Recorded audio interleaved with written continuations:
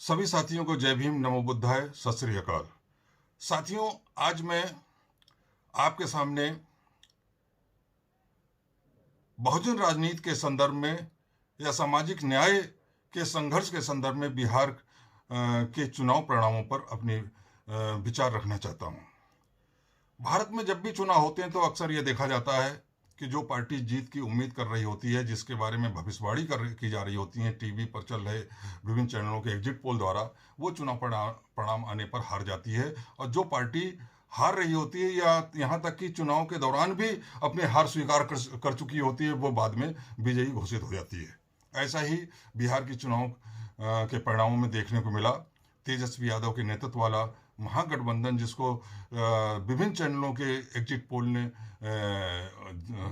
जीता हुआ या जिसकी उनकी जीत निश्चित मान ली थी, वो बाद में जीत के दरवाजे तक पहुंच कर रह गया। और नीतीश कुमार, जो कि अपने भाषणों में कई बार अपनी खींच प्रकट करके ये जाहिर कर चुके थे कि वो अपनी हार मान रहे हैं, यहाँ तक कि प्रधानमंत्री मोदी और उनके तमाम मंत्री अपने भाषणों में ये संकेत दे चुके थे कि वो तेजस्वी यादव की जीत को स्वीकार कर चुके हैं। लेकिन जीत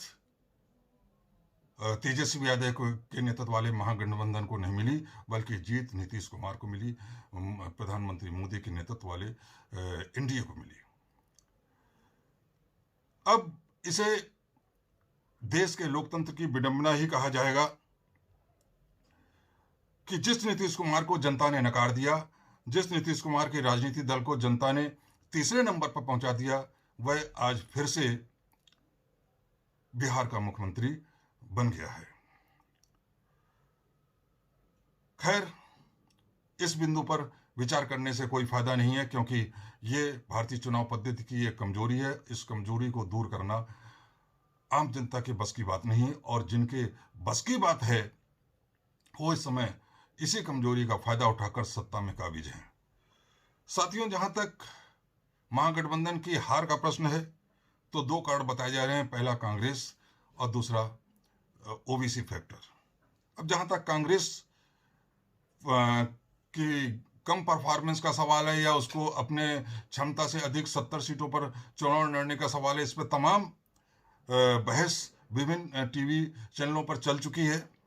और इसमें कोई संदेह नहीं कि यदि कांग्रेस 70 के बजाय 40 के आसपास सीटों पर चुनाव लड़ती और बाकी सीटों पर आरजेडी चुनाव लड़ती, तो जो चुनाव परिणाम महागठबंधन के अनुरूप आते, क्योंकि कम से कम 35-40 सीट ऐसी थीं जहां पर कांग्रेस का प्रत्याशी बहुत कमजोर था और वो किसी भी तरीके से जीतने की स्थिति में नहीं थे।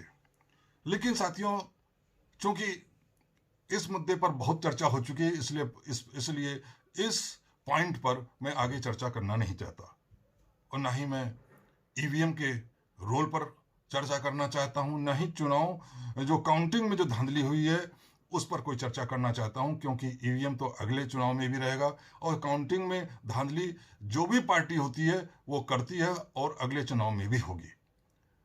और जहां तक कांग्रेस की गलतियों का सवाल है तो हर बार ऐसे तथ्य, ऐसे बिंदु चर्चा के लिए हर चुनाव में आते हैं।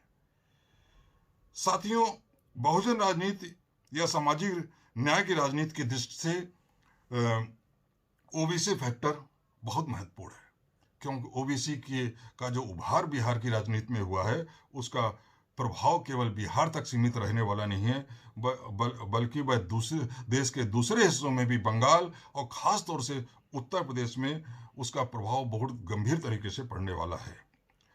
साथियों, महागठबंधन की हार से केवल महागठबंधन में जो राजनीतिक दल हैं उनके समर्थकों को यह आघात नहीं पहुंचा, बल्कि देश के में एक बहुत बड़ा वर्ग है जो केवल बिहार में नहीं रहता, और यहाँ तक कि बिहार से कोई उसका संबंध नहीं, देश के विभिन्न भागों में फैला हुआ है, जो सामाजिक न्याय की विचारधारा में विश्वास करता है, सामाजिक न्याय के संघर्ष का हिमायती है, बाबा साहब अम्बेडकर को अपना आदर्श मानता है, उनके आंदोलन को आगे बढ़ाना चाहता है। और इस संघर्ष में सबसे बड़ा अवरोध चूंकि वर्तमान सत्ता है, और जिस प्रकार से उन्होंने पिछले 6 सालों में संविधान को तोड़ा मरोड़ा है, बाबा साहब अम्बेडकर के दिए हुए आरक्षण की व्यवस्था को कमजोर करने का प्रयास किया है, तो इस वर्ग को तेजस्वी यादव के नेतृत्व वाले महागठबंधन से एक बहुत बड़ी उम्मीद थी कि जो मनुवादी ताकतें जो केंद्र में ही नहीं बल्कि देश के तमाम राज्यों में फैली हुई हैं, उनकी ताकत लगातार बढ़ती जा रही है, उनकी ताकत को रोकने का काम तेजस्वी यादव के नेतृत्व वाला महागठबंधन बिहार में करेगा। और यदि वहां पर ये ताकतें रुक जाती हैं तो दूसरे प्रदेशों में उनको कैसे रोका जाए, इसके लिए एक रास्ता मिल जाएगा। लेकिन साथियों, ऐसा हुआ नहीं, क्योंकि जीत तो आखिर उन्हीं मनवादी ताकतों को मिली जिनके खिलाफ बाबा साहब हमेशा संघर्ष करते रहे और जिनके खिलाफ बहुजन राजनीति में विश्वास करने वाले, ईमानदारी से विश्वास करने वाले, जिनका विरोध हमेशा करते रहे। ऐसे में महागठबंधन की जीत में ओवैसी की जीत पर विचार करना बहुत आवश्यक है। साथियों, ओवैसी के इस गठबंधन में वैसे तो 5-6 राजनीतिक दल हैं, लेकिन मुख्य रूप से उपेंद्र कुशवाहा और ओवैसी की अपनी पार्टी के साथ मायावती जी की बसपा थी। उपेंद्र कुशवाहा की पार्टी तो कुछ नहीं कर पाई। उपेंद्र कुशवाहा खुद अपना चुनाव हार गए। हालांकि ओवैसी की पार्टी को 5 सीटें और बसपा की को 1 सीट अवश्य मिली, और बसपा को भी सीट वही मिली है जहां पर उन्होंने मुस्लिम कैंडिडेट खड़ा किया था। लेकिन इनके गठबंधन ने लगभग 25 से 30 सीटें ऐसी रहीं जिन पर इन्होंने इतने वोट काटे कि महागठबंधन का प्रत्याशी हार गया और एनडीए का प्रत्याशी जीत गया। इसलिए ओवैसी का एजेंडा क्या है बिहार में आने का, क्योंकि अगर वो अकेले चुनाव ओवैसी की पार्टी लड़ती तो इस प्रकार से चुनाव को प्रभावित नहीं कर पाती, इसलिए उनके एजेंडे को समझना बहुत आवश्यक है। साथियों, जहां तक सामाजिक न्याय के मुद्दे का या बहुजन आंदोलन के मुद्दे का प्रश्न है, तो कोई भी राजनीतिक दल इन मुद्दों पर चुनाव नहीं लड़ा, क्योंकि बहुजन नेता जो भी बिहार में हैं या उत्तर प्रदेश से वहां चुनाव लड़ने गए हैं, वो या तो उनमें से अधिकांश या तो भाजपा की गोद में बैठे हुए हैं, या जो विपक्ष में है भाजपा के खिलाफ चुनाव लड़ रहे थे, वो भी कभी ना कभी भाजपा से हाथ मिला चुके हैं। यहां तक कि मायावती जी भी अभी हाल में ये घोषणा कर चुकी हैं। वैसे तो वो पहले भी भाजपा के सहयोग से 3 बार मुख्यमंत्री रह चुकी हैं, और अभी हाल ही में उन्होंने उत्तर प्रदेश में राज्यसभा चुनाव के दौरान ये घोषणा की प्रेस कॉन्फ्रेंस करके कि उत्तर प्रदेश में आने वाले एमएलसी के चुनाव में वो सपा को हराने के लिए भाजपा को समर्थन करने को तैयार हैं। तो लेकिन इसके बावजूद, इस तथ्य के बावजूद कि ये लोग कभी भी सामाजिक न्याय के मुद्दे पे चुनाव इस बिहार में नहीं लड़ रहे हैं, उन्होंने इस मुद्दे को कभी भी नहीं उठाया है, फिर भी सामाजिक न्याय के पक्षधर लोगों का, बहुजन राजनीति में विश्वास करने वाले लोगों को इस परिणाम से बहुत आघात पहुंचा, और इस तथ्य से बहुत आघात पहुंचा कि महागठबंधन की जीत को रोकने का काम बहुजन समाज के नेताओं ने किया, बहुजन जातियों में पैदा हुए नेताओं ने किया। जहां तक उपेंद्र कुशवाहा का संबंध है, तो इस बार तेजस्वी यादव से सीटों पर समझौता ना हो पाने कारण के बावजूद वो इस बार भाजपा के पास नहीं गए, लेकिन बाद में वो ओवैसी के जाल में फंस गए और अपना सब कुछ लौटा बैठे, यहां तक कि अपनी सीट भी हार गए। इसी प्रकार बसपा, जो कि पहले कभी भी बिहार में गठबंधन में चुनाव नहीं लड़ी, वो भी बसपा के साथ जुड़ गई। हालांकि बसपा को 1 सीट का फायदा हुआ, उनका 1 विधायक जीत गया, लेकिन ये समझौता हुआ कैसे, कौन इनका सूत्रधार है, इसको समझना बहुत आवश्यक है। क्योंकि ओवैसी ने अपने प्रत्याशी बिहार में जब भी पहले उतारे तो उन्हें कोई खास सफलता नहीं मिली। एक उपचुनाव में उनका 1 विधायक जरूर जीता था, लेकिन इतना स्पष्ट है कि इस बार अगर वो इन पार्टियों से मिलकर चुनाव नहीं लड़ रहे होते तो वो कैंडिडेट अपना जिता नहीं पाते, और जिता भी पाते तो एक आध जीतता। और कहने का तात्पर्य है कि वो इस तरीके से इस चुनाव को गंभीरतापूर्वक नहीं प्रभावित कर पाते कि जीत जो है एनडीए के खाते में, एनडीए की झोली में पहुंच जाती और नीतीश कुमार फिर से मुख्यमंत्री बन जाते। तो इसलिए ओवैसी के गठबंधन का सूत्रधार कौन है, इस बात को समझना बहुत आवश्यक है, क्योंकि ओवैसी पर अक्सर ये आरोप लगते रहे हैं कि वो भाजपा की बी टीम है। हालांकि भाजपा उनको हमेशा कट्टर मुस्लिम बताती है, लेकिन यहां पर यह समझने की बात है कि पहली बात तो ये कि ओवैसी हैदराबाद के रहने वाले हैं, हैदराबाद के बाहर उनका कोई जनाधार नहीं है। इवन यहां तक कि तेलंगाना में भी हैदराबाद के बाहर आज तक वो एक भी विधायक नहीं जिता पाए। आखिर उनको अगर अपना प्रसार, अपने ताकत का प्रसार करना था तो वो तेलंगाना में करते, कर्नाटक में करते, वो बिहार में क्यों गए? और कहीं ये इस आरोप में दम तो नहीं कि इसकी सूत्रधार भाजपा है, इसके सूत्रधार अमित शाह हैं? क्योंकि यहां पर ये ध्यान देने योग बात है कि इन्हीं ओवैसी का छोटा भाई अक्सर जहरीले भाषण देता रहता है हिंदुओं के विरोध में। और एक भाषण में तो उसने कहा कि यदि 15 मिनट के लिए इस देश से सेना को हटा दिया जाए तो मैं इस देश को हिंदू विहीन कर दूंगा। लेकिन हिंदुओं की ठेकेदार सरकार ने कभी भी उसके खिलाफ कोई भी कार्रवाई नहीं करी, और ना ही इन बड़े ओवैसी, असदुद्दीन ओवैसी ने कभी अपने छोटे भाई की बात का विरोध किया, उनके खिलाफ कोई कार्रवाई करी। वो उनसे संबंध बनाए हुए हैं और भाजपा ने कोई कार्रवाई नहीं करी। उससे यह जाहिर होता है कि ये सब आपस में मिले हुए हैं। तो कहीं ना कहीं इनके गठबंधन के पीछे सूत्रधार प्रत्यक्ष ना सही अप्रत्यक्ष रूप से ही अमित शाह और मोदी जी रहे हैं, जिसके वजह से, जिसका परिणाम, जिसका फायदा अगर किसी को मिला है तो देखने में तो ऐसा लगता है ओवैसी को मिला है, उनके 5 सीटें जीत गई, लेकिन असली जीत भाजपा की हुई है, एनडीए की हुई है। एनडीए की भी नहीं, भाजपा की हुई है। क्योंकि एक तो उन्होंने जेडीयू को कमजोर कर दिया, नीतीश को कमजोर कर दिया। यद्यपि नीतीश को दोबारा मुख्यमंत्री बना दिया क्यों, उसमें भी उनका लालच है अति पिछड़ी जातियों को अपनी ओर बांधे रखने का। और दूसरा, ओवैसी को उभार कर मुस्लिम से वोटरों में कैसे सेंध मारी जा सकती है ओवैसी को आगे बढ़ाकर, इस बात का भी जो है उन्होंने पूरा एक्सपेरिमेंट कर लिया। साथियों, इसलिए चिंता इस बात की है कि ओवैसी का जो उभार है, ओवैसी का जो उत्तर भारत की राजनीतिक प्रवेश है, वो सिर्फ बिहार तक सीमित नहीं रहेगा। वह बिहार से बाहर निकलकर बंगाल भी जाएगा, और सबसे ज़्यादा अगर वो गंभीरता से प्रभावित करेगा तो वह उत्तर प्रदेश की राजनीति को करेगा। आप सोचिए कि यदि इस साजिश के तहत उन्हें उत्तर प्रदेश में भेजा जाता है तो जो मायावती जी बिहार में उनकी साथी रही हैं, वो तो यहां पर तुरंत उनकी साथी बन जाएंगी। और सुहेल देव भारतीय समाज पार्टी जो ओम प्रकाश राजभर की है, जिसका कि पूर्वी उत्तर प्रदेश में अच्छा खासा जनाधार है, वो भी बिहार में इनके गठबंधन में शामिल हो चुकी है, या एक षड्यंत्र के तहत उनको भी शामिल करवाया गया। वो भी यहाँ पर एक उनका स्वाभाविक गठबंधन के साझेदार पहले से ही बने हुए मिलेंगे।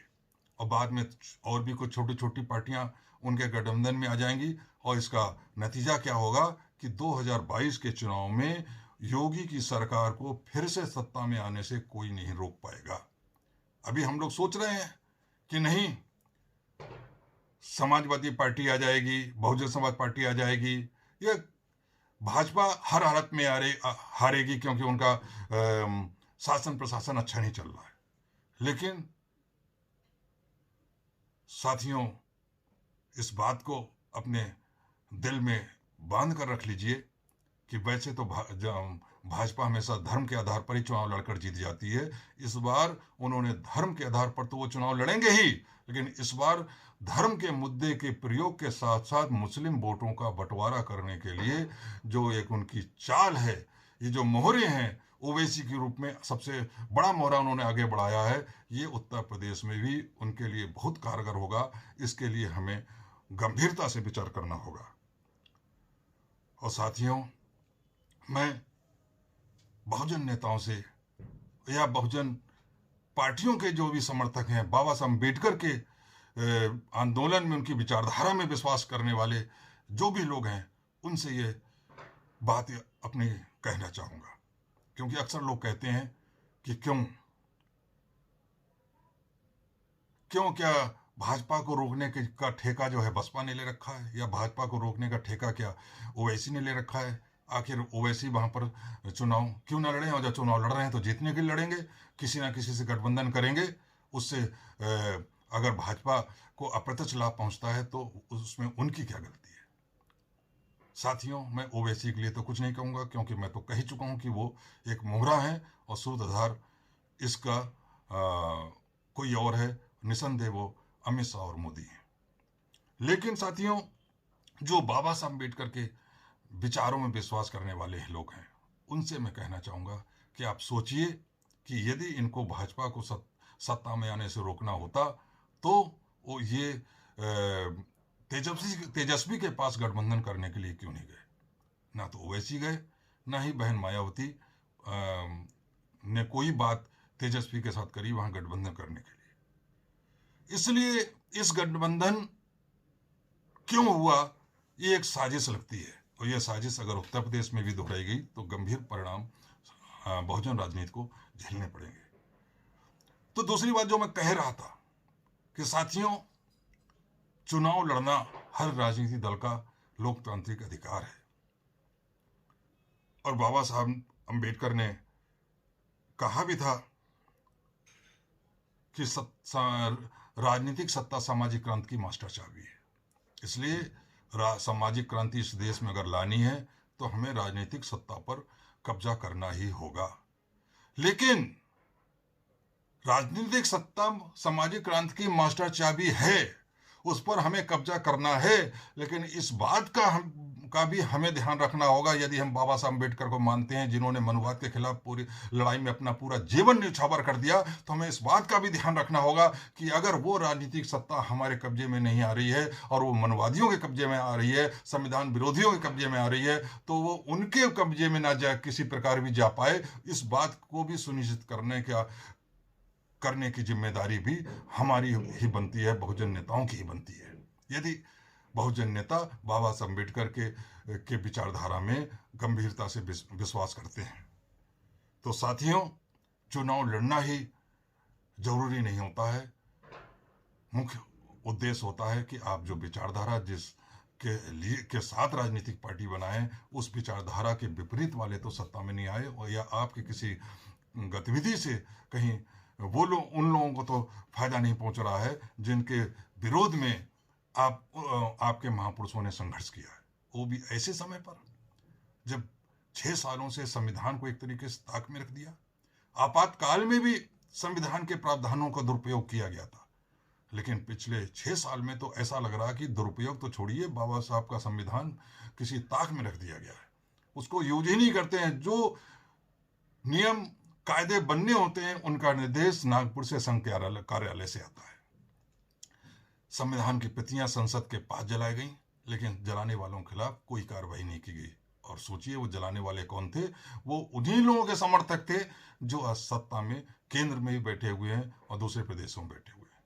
तो साथियों, ऐसे में हम लोगों का दायित्व केवल चुनाव जीतना नहीं होना चाहिए, बल्कि उन ताकतों को भी रोकना होना चाहिए जो संविधान में विश्वास नहीं करते हैं, संविधान को हटाना चाहते हैं, उसकी जगह मनु स्मृति या मनुष्य स्मृति से प्रभावित एक नया संविधान लाना चाहते हैं। साथियों, हमारे नेताओं को भाजपा से सीखना चाहिए कि मकसद को पाने के लिए वो कैसे कुर्बानी करते हैं और कैसे कैसे सबको एक साथ लेते हैं। अभी आप देखिए, अपने मकसद को पाने के लिए उन्होंने सुशील मोदी, जो कि बिहार में भाजपा और जेडीयू के गठबंधन के मुख्य सूत्रधार रहे, उनको उप मुख्यमंत्री का पद नहीं दिया और 2 नए लोगों को उप मुख्यमंत्री का पद दे दिया, डिप्टी चीफ मिनिस्टर का। और दोनों ही, जिसमें कि एक तारकिशोर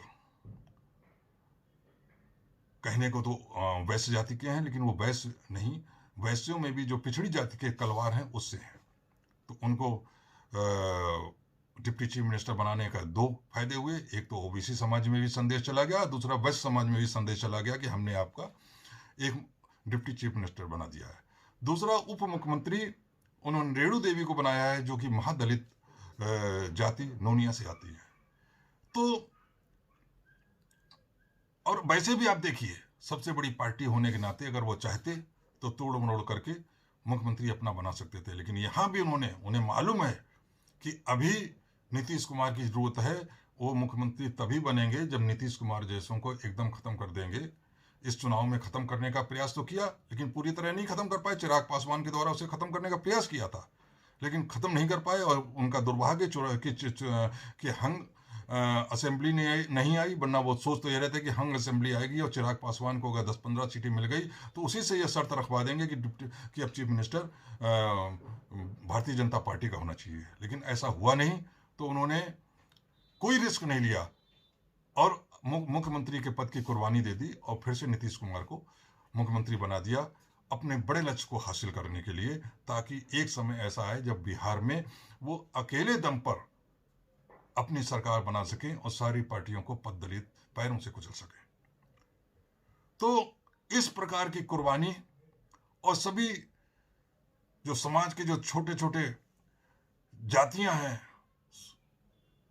समुदाय हैं, उनको भी प्रतिनिधित्व देकर अपने साथ जोड़ने का कि जो कला वो इस समय दिखा रहे हैं, उससे बहुजन नेताओं को सीखने की जरूरत है।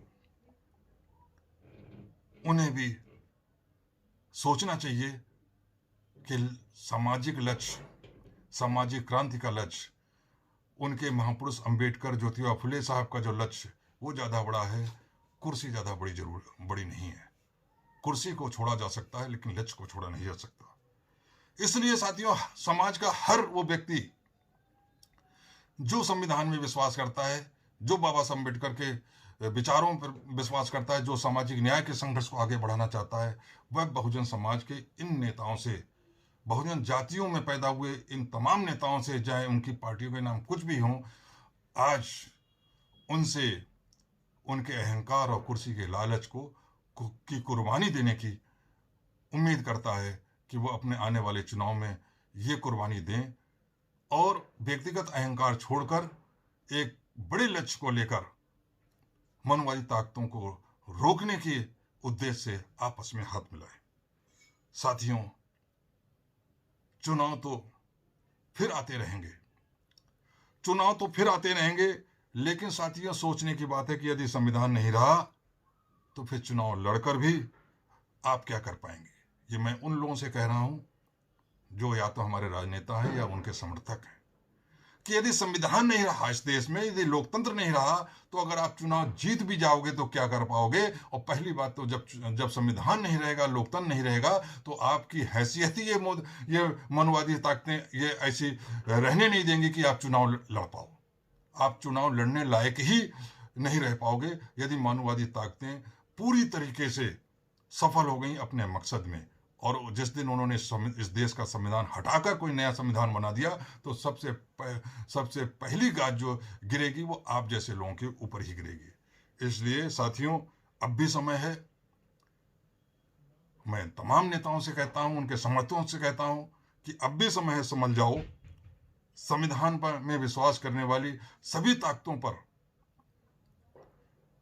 आप अपना जोर लगाओ, उनको मजबूर करो कि आने वाले समय में वो बिहार का जो चुनाव है उसको रिपीट ना करें, उसको ना दोहराएं, और बिहार में जो गलती हुई है उसको सुधारें, ओवैसी जैसे लोगों से दूर रहें और मनुवादी ताकतों को रोकने के लिए, उनको हराने के लिए 2022 के चुनाव में एक बहुजन फ्रंट बनाकर आगे आएं, ताकि बाबा साहब अम्बेडकर का सपना पूरा हो चुके और बाबा साहब अम्बेडकर की विरोधी, उनकी विचारधारा की विरोधी जो ताकतें इस समय सत्ता नसीन हैं वो चकनाचूर हो जाएं, या उनको रोकने का जो सपना बिहार में देखा गया था वो बिहार में नहीं हो पाया तो उत्तर प्रदेश की जमीन पर अवश्य पूरा हो। इसी बात के साथ मैं अपनी आज की अपने व्याख्यान को समाप्त करता हूँ। सभी साथियों को जय भीम, नमो बुद्धाय, जय भारत।